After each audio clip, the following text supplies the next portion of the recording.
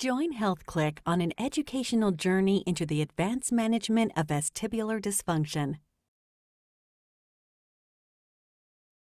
Utilize patient case studies to enhance subjective evaluation skills to develop effective rehab programs to promote function.